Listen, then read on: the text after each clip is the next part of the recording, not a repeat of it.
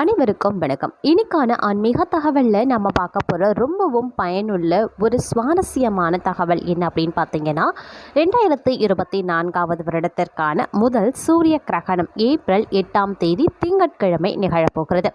சூரிய கிரகணம் நிகழக்கூடிய இந்த நேரத்தில் குழந்தை பிறந்தால் என்ன மாதிரியான பலன்கள் கிடைக்கப்பெற போகிறது? குழந்தை பிறந்தால் அந்த குடும்பத்திற்கு அது யோகமாக இருக்குமா அல்லது தோஷமாக மாறுமா? அவங்களுக்கு அதிர்ஷ்டத்தை கொடுக்குமா அல்லது ஆபத்தை ஏற்படுத்துமா? அந்த குழந்தை ஹீரோவாக வளருமா இல்லை வில்லனாக மாறுவானா? இது குறித்து ஜோதிடம் என்ன சொல்லுது அப்படிங்கிறத பற்றி தான் இன்னைக்கு வீடியோவில் நாம் தெரிஞ்சுக்க போகிறோம். இந்த பதிவு உங்களுக்கு மிக பயனுள்ள விகிதத்தில் இருக்கும். வீடியோக்குள்ளே போகிறது முன்னாடி இது வரைக்கும் நீங்கள் நம்ம சேனலை சப்ஸ்கிரைப் பண்ணலனா உடனே சப்ஸ்கிரைப் பண்ணிக்கோங்க. அப்படியே பக்கத்தில் இருக்கக்கூடிய நோட்டிஃபிகேஷனுக்கான பெல் பட்டனையும் ப்ரெஸ் பண்ணிக்கோங்க. சரி நேயர்களே, வாங்க வீடியோக்குள்ளே போகலாம். சூரிய கிரகண நேரத்தில் பிறக்கக்கூடிய குழந்தைகளுக்கு கிரகண தோஷம் ஏற்படுது அப்படின்னு ஜோதிட கணிப்பாக இருக்குங்க. கிரகணத்தில் பிறந்த நபர்கள் தெய்வ சக்திகளை அடையிறதுல வல்லவர்கள், ஜோதிடம் சொல்கிறது போன்ற நிலைகளில் வல்லவர்கள் அப்படின்னு நூல்களும் சொல்லுதுங்க. மாந்திரீக நபர்கள் இப்படி கிரகணத்தில் பிறந்தவர்களை தான் தேர்வு செய்து பலி பூஜை போட, அப்படி இல்லைனா இப்படி பிறந்த உயிர்களை பலிகிட்டு தனக்கு அதீத சக்திகளை பெறுவாங்க அப்படின்னு சொல்வதுண்டு. பொதுவாக நிழல் கிரகங்கள் அப்படின்னு சொல்லக்கூடிய ராகு கேதுவுடன் மற்ற கிரகங்கள் ஒரே ராசியில் இருந்தால் அது கிரகண தோஷம் அப்படின்னு சொல்லுவாங்க. கிரகணம் அப்படிங்கிறது அணுசக்தி போன்றது. நல்லதற்கும் பயன்படுத்தலாம், தீய விஷயங்களுக்கும் நாம் பயன்படுத்தலாம். அந்த வகையில் கிரகண நேரத்தில், அதாவது சூரிய கிரகணமாகட்டும் சந்திர கிரகணமாகட்டும், சூரிய கிரகணம் சந்திர கிரகணம் அப்படின்னு சொன்னாலே பொதுவாக பார்த்தீங்கன்னா எல்லாருக்குமே ஒரு விதமான பயம் இருக்கத்தாங்க செய்யும். இந்த நேரத்தில் தீயவைகளுக்கு சக்தி அதிகரிக்கும் அப்படிங்கிற நம்பிக்கையும் இருக்குங்க. அதே போல் ராகு காலம் யமகண்ட நேரங்களும் ஒதுக்கி வைக்கப்படுது. அதே மாதிரி இந்த வருடத்திற்கான முதல் சூரிய கிரகணம் பார்த்தீங்க அப்படின்னா ஏப்ரல் 8ஆம் தேதி திங்கட்கிழமை நிகழுது. இன்றைய தினத்தில் அமாவாசை, சோமவார அமாவாசையும் இருக்குங்க. இந்த ஆண்டினுடைய முதல் சூரிய கிரகணம் நிகழ்றதுனால இந்த கிரகண நேரத்தில் பிறக்கக்கூடிய குழந்தைகள் பார்த்தீங்க அப்படின்னா அதீத சக்தியுடன் இருப்பாங்க அப்படின்னு சொல்லப்படுது. கிரகணங்கள் ஏற்படுவது அப்படிங்கிறது வானியல் நிகழ்வு தான் அப்படின்னாலும் கூட ஜோதிடத்திலையும் புராண கதைகள்லையும் ராகு கேது அப்படின்னு சொல்லப்படக்கூடிய பாம்பு கிரகங்கள் சூரியனையோ சந்திரனையோ விழுங்கும் நிகழ்வு அப்படின்னு சொல்லப்படுது. இது நல்ல காலம் கிடையாது அப்படின்னு கூட சொல்லலாம். இந்த நேரத்தில் பிறக்கக்கூடிய குழந்தைகளுக்கு கிரகண தோஷம் ஏற்பட வாய்ப்பு இருக்குங்க. கிரகண தோஷத்தை யோகமாக மாற்றலாம் அப்படின்னு கூட சொல்லுவாங்க. அதாவது கிரகண காலத்தில் பிறக்கின்ற குழந்தைகளுக்கு ஜாதகத்தில் ராகு கேது சனி போன்ற பாவ கிரகங்கள் வலிமை பெற்றிருக்குமா? இந்த நேரங்களில் பிறக்கக்கூடிய குழந்தைகள் எப்படி இருக்கும் அப்படிங்கிற கேள்வியும் நமக்குள்ள எழலாம்.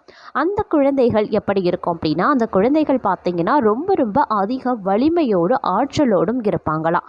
இது அந்த குழந்தைய தலைவனாக்கவும் மாற்றும். அதே மாதிரி தேவையற்ற சகவாசங்கள் ஏற்பட்டால் பயங்கர வில்லனாகவும் அந்த குழந்தை மாறும் அப்படின்னு சொல்லப்படுதுங்க. ராவணன், ஜராசந்திரன் போன்ற மிகப்பெரிய அரக்கர்கள் எல்லாருமே கிரகண தோஷத்தில் பிறந்துள்ளதாக புராண கதைகளும் சொல்லுது. சந்திர கிரகணத்தின் போது சந்திரன் மீது விழுறது பூமியினுடைய நிழல், சூரிய கிரகணத்தின் போது பூமியின் மீது விழுவது சந்திரனின் நிழல். இப்படிப்பட்ட நிழல்களால் பூமியில் இருக்கக்கூடிய ஜீவராசிகளுக்கு பார்த்தீங்கன்னா உடல்லையும் மனதிலையும் பல மாற்றங்கள் உருவாகுதுங்க. இந்த மாற்றங்களால் பாதிப்பு ஏற்படுவதையே தோஷம் அப்படின்னு ஜோதிடத்தில் சொல்கிறாங்க. கர்ப்பிணிகள் கிரகண சமயத்தில் வெளியில் செல்லக்கூடாது அப்படின்னு சொல்வதுண்டு.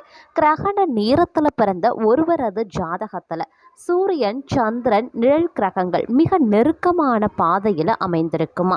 சந்திர கிரகணத்தின் போது சூரியனும் சந்திரனும் நிழல் கிரகங்களுடன் இணைந்து சமசப்தமாக இருக்குங்க. சூரிய கிரகணத்தின் போது சூரியன் சந்திரன் ராகு அப்படி இல்லைனா கேது இம்மூவரும் மிக நெருக்கமான பாதையிலையும் இருப்பாங்களாம். சூரியன் சந்திரன் ராகு ஒரே வீட்டில் இருக்கும்போது கேது நேரெதிர் வீட்டில் இருக்கிறது முழு சூரிய கிரகணம்.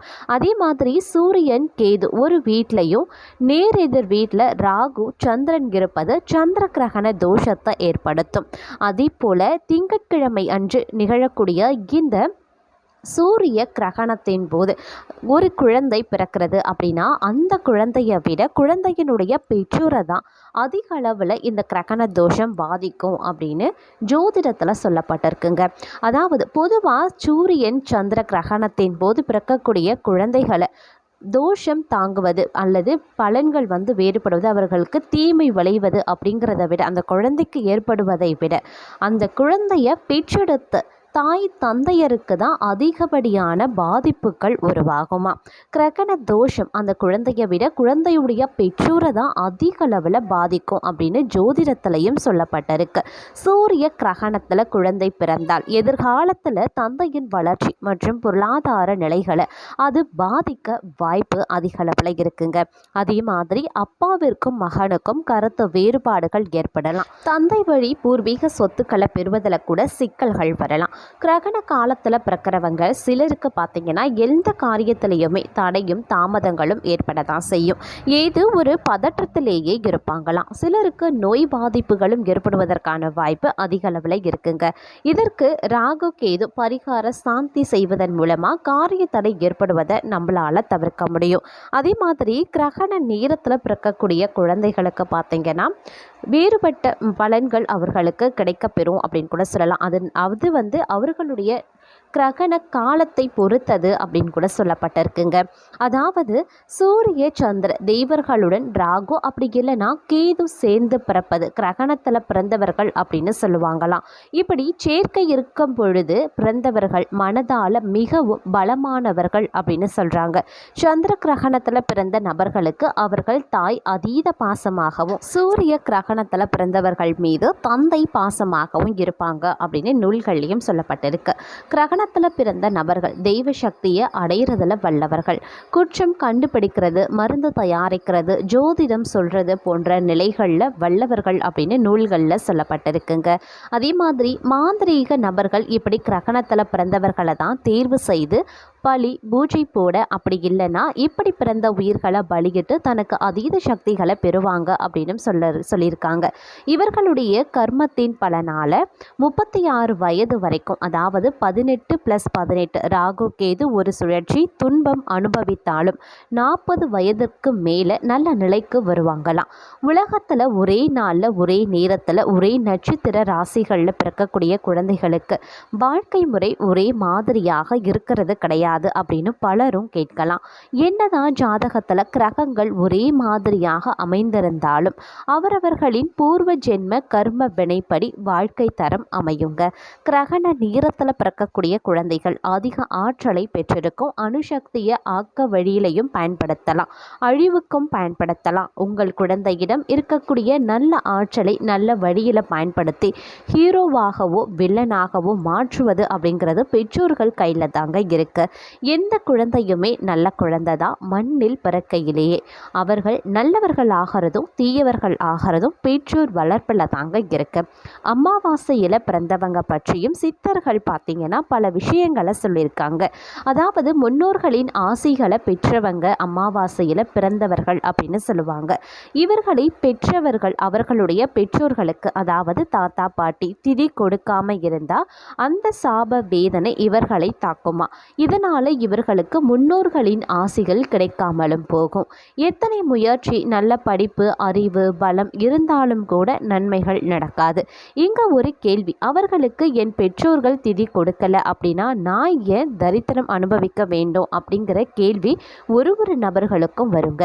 இதற்கு பார்த்தீங்க அப்படின்னா என்ன சொல்லப்பட்டிருக்கு அப்படின்னா, தாத்தா பாட்டனார் தான் சுழற்சியாக பேரனாக பிறக்கிறார் அப்படின்னு சொல்லப்படுது.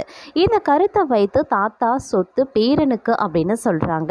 இவ்வாறாக வேதனை அனுபவிக்கக்கூடிய நபர்கள் ஆன்மாக்கள் சாந்திக்காக பல உயிர்கள் வழிபாடு செய்த சிவன் கோவில்களை வழிபட்டு வர ஆன்மாக்கள் சாந்தி பெற்று ஆசிகளை தருவாங்களாம்.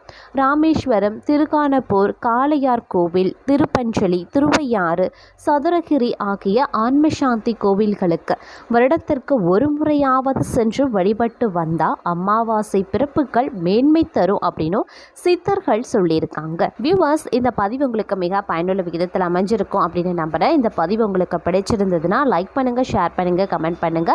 இது போன்ற பயனுள்ள சுவாரஸ்யமான ஆன்மீக தகவலை நீங்க உடனுக்குடன் தெரிஞ்சுக்கணும்னா மறக்காம நம்ம சேனலை சப்ஸ்கிரைப் பண்ணிக்கோங்க.